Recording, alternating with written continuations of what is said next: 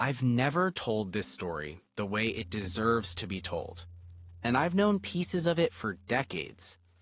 The full picture, the trade routes, the raw materials, the skilled hands that shaped iron into legend, that picture has been quietly sitting in plain sight, scattered across merchant logs and archaeological digs. Nobody hid it behind locked doors.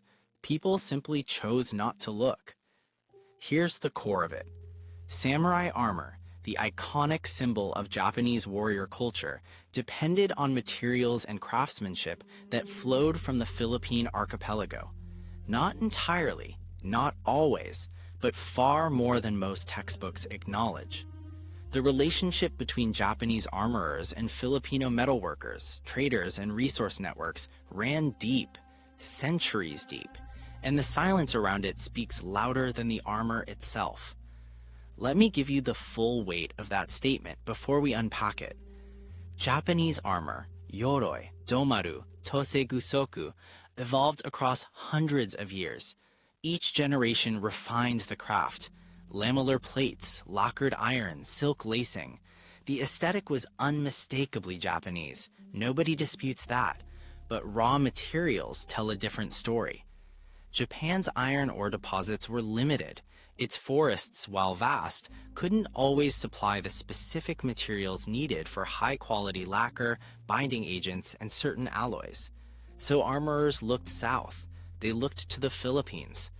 Trade between Japan and the Philippine Islands predates the arrival of Europeans by centuries. Archaeological evidence from sites in Butuan, Cebu, and Manila reveals Japanese ceramics, coins, and metal goods dating back to at least the 10th century.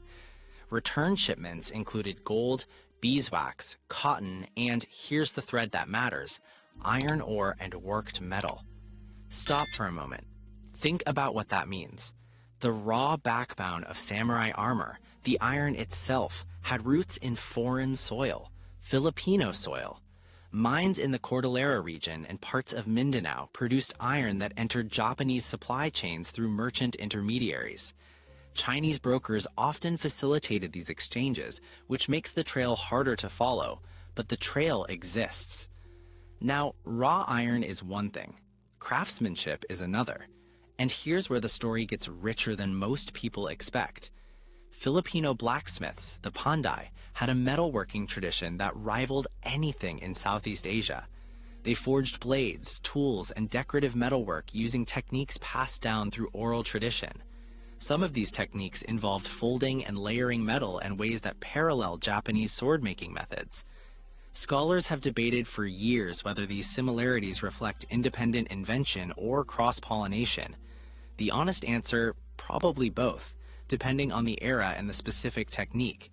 What's harder to deny is the direct exchange of finished and semi-finished metal goods.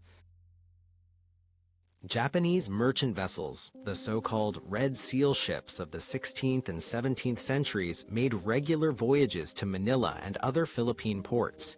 They carried silver.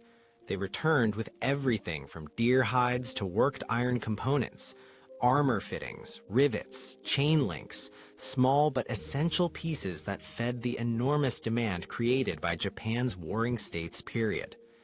Demand. That word matters.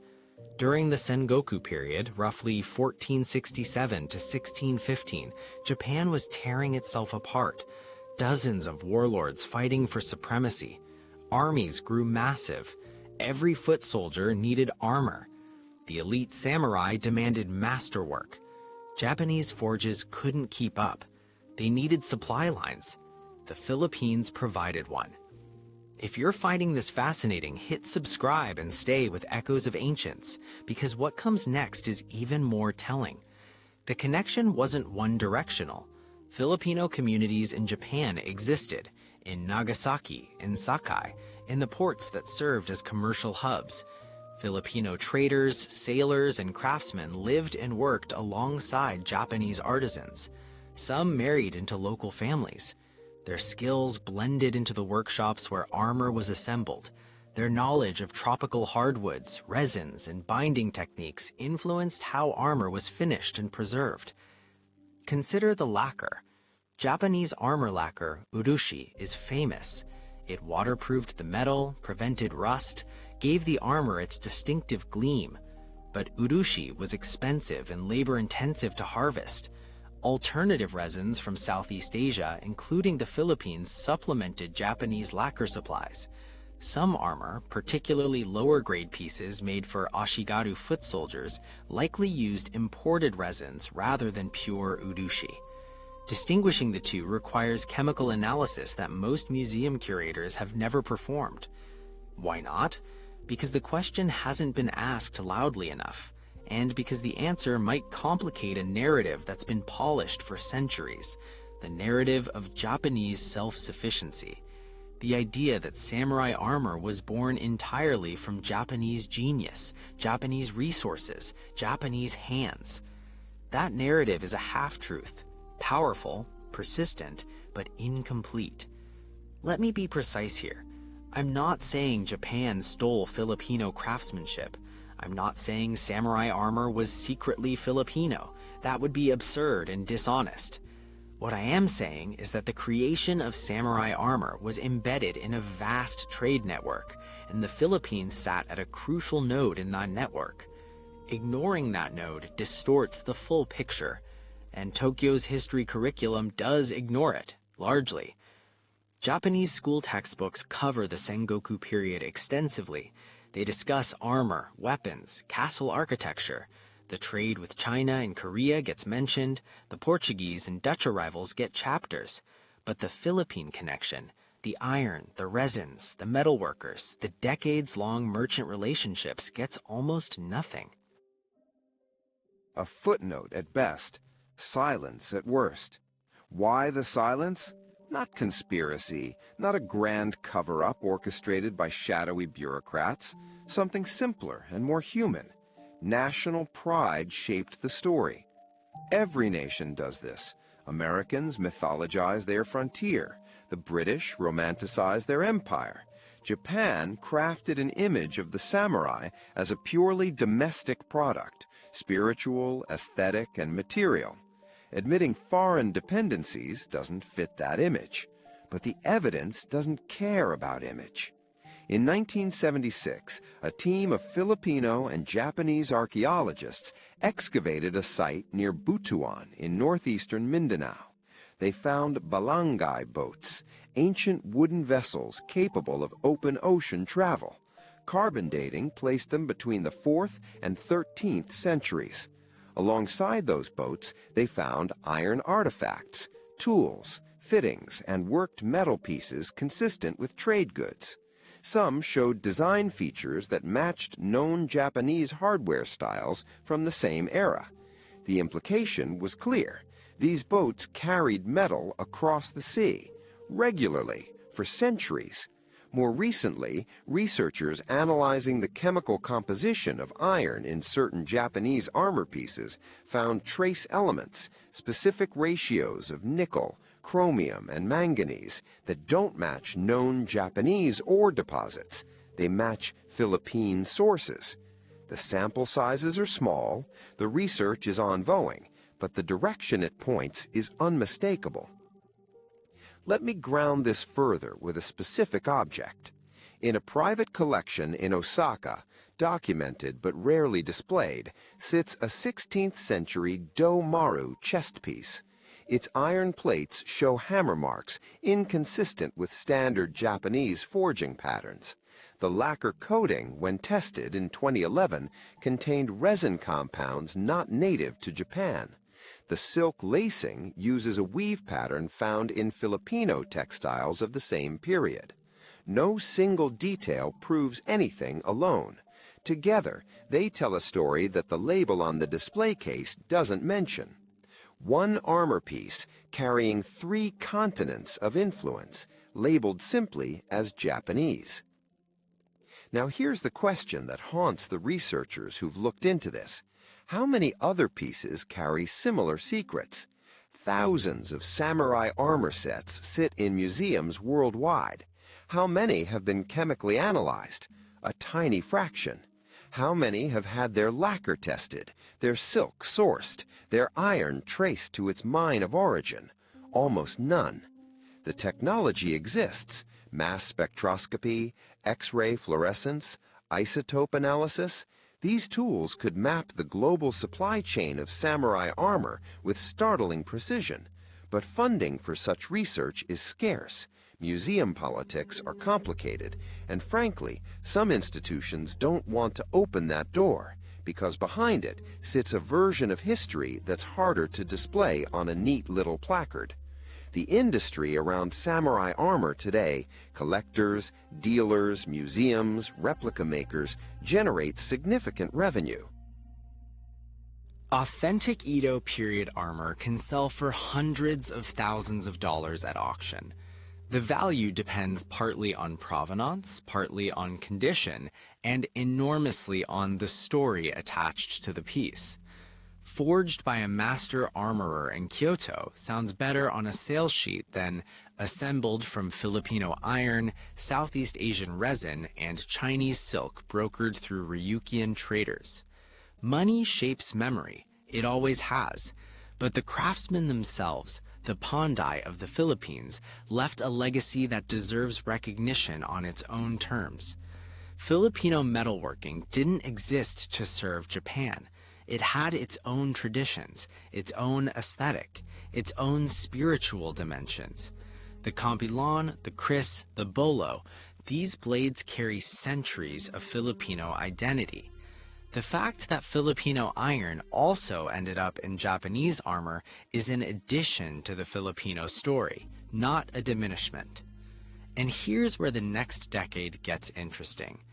Digital archaeology is transforming how we study artifacts. Portable XRF scanners now fit in a backpack. A researcher can walk into a museum, scan an armor plate, and compare its elemental signature against a global database of ore sources, all in an afternoon. The cost of this technology drops every year. Within 10 years, large-scale surveys of museum collections will become feasible. When that happens, not if, when, the map of samurai armor's origins will be redrawn. Some scholars are already preparing for that moment.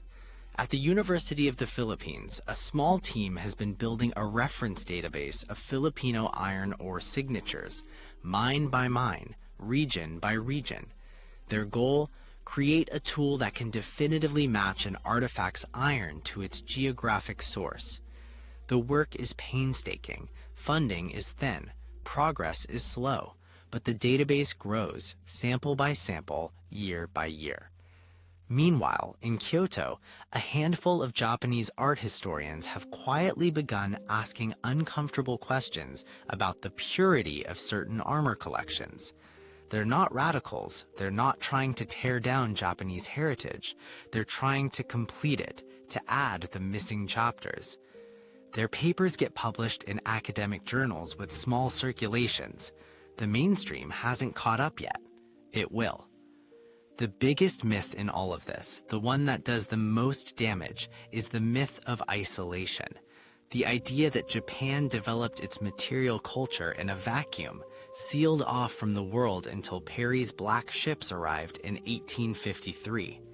That myth has been crumbling for decades under the weight of archaeological and documentary evidence, but it crumbles slowly. Old stories are stubborn. The truth is messier, more human. Japanese armorers were brilliant. They were also pragmatic. When domestic iron ran short, they imported. When they found superior resins abroad, they used them. When Filipino metalworkers offered components that met their standards, they bought them, and sometimes invited those workers into their shops. Genius and interdependence aren't contradictions. They're partners. The samurai who wore that armor into battle didn't care where the iron came from. He cared whether it stopped an arrow, whether it turned a blade, whether it kept him alive long enough to see the next sunrise. The armor worked because skilled people across multiple nations contributed to its creation. That's not a scandal. That's a testament to human ingenuity across borders. The Filipino contribution has been erased, not by malice, but by indifference, by the slow erosion of memory that happens when one culture's story gets told loudly and another's gets whispered. Japanese armor is displayed in gleaming cases in Tokyo, London, New York. The labels describe Japanese techniques, Japanese aesthetics, Japanese history. And they should, but they should also describe the trade routes, the iron mines of Mindanao, the Ponde whose hammer strikes echo inside those plates. Every omission is a small theft, not of credit, of context, and context is where truth lives. The people who profit most from the samurai armor industry today, auction houses, private dealers, documentary filmmakers, tourism boards, have a financial incentive to maintain the simplified narrative. A purely Japanese story sells better. It's cleaner, more romantic, more marketable. Adding Filipino ironworkers to the narrative complicates the branding, but history isn't a brand. 10 years from now, when portable scanners have surveyed thousands of armor pieces, when the Philippine ore database is complete, when a new generation of scholars has published findings that can't be ignored, the story will change. Not because someone forces it to change, because the evidence will be too heavy to carry around in silence anymore. The generation doing this work now, Filipino archaeologists, Japanese revisionist historians, international metallurgists, they're not fighting a shadowy enemy. They're fighting something far more resilient: indifference, institutional inertia, the comfortable weight of a story that's been told the same way for so long that changing it feels like vandalism rather than correction. It's not vandalism, it's restoration. The armor was never purely Japanese. The trade was never a secret. The Filipino contribution was never hidden behind locked doors. It was hidden in plain sight, in chemical signatures, in trade ledgers, in the oral traditions of Ponde families who remembered that their grandfathers' grandfathers sent iron north across the sea. Some truths don't need to be uncovered. They need to be acknowledged. And acknowledgement starts with a single honest sentence. The samurai's armor carried the world inside it. Filipino iron, Chinese silk, Southeast Asian resin, Japanese design, Korean influence. A masterpiece born not from isolation, but from connection. Nobody teaches that version yet, but somebody will. And when they do, the armor won't lose its glory. It will gain something richer, the full truth of how it came to be. Every hand that shaped it, every sea it crossed, every mine that surrendered its ore to a vision of protection that no single nation could fulfill alone. The samurai stood in armor forged by the world. He never knew it. Now you do.